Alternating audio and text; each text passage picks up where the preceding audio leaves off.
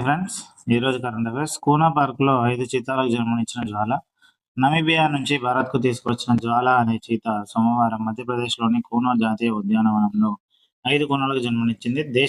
దీంతో దేశంలో చీతాల సంఖ్య 53కు చేరిందని కేంద్ర పర్యావరణ శాఖ మంత్రి భూపేంద్ర యాదవ్ తెలిపారు. కొద్ది రోజుల క్రితమే గామిని అనే చీత 4 పిల్లలకు జన్మనిచ్చిన విషయం తెలిసిందే. అయితే జ్వాల ఇప్పటి వరకు 3 సార్లు జన్మనిచ్చినట్లు కేంద్ర మంత్రి ఎక్స్లో పేర్కొన్నాడు. తాజా జననాలతో భారత్లో పుట్టిన చీతాల సంఖ్య 33కు చేరిందని తెలిపారు. దీని గురించి కొన్ని బేసిక్ డీటెయిల్స్ చూద్దాం.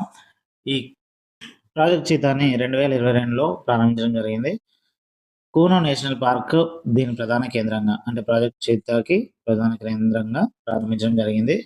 2018 వరకు కూనో వైల్డ్ లైఫ్ శాంక్చురీగా ఉన్న దీనిని నేషనల్ పార్క్గా ప్రకటించడం జరిగింది. 2022లో నరేంద్ర మోదీ గారు నమీబియా అండ్ సౌత్ ఆఫ్రికా లాంటి ఇతర దేశాల నుండి చీతాలను తీసుకువచ్చి ఇక్కడ మొదట విడుదల చేయడం జరిగింది.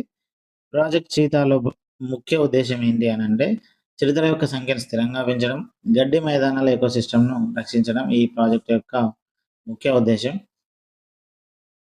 దీనికి రిలేటెడ్గా మన పర్యావరణ శాఖ మంత్రి, కేంద్ర పర్యావరణ మరియు అటవీ శాఖ మంత్రి ఎవరు అని అంటే భూపేంద్ర యాదవ్ గారు ప్రస్తుతం ఉన్నారు.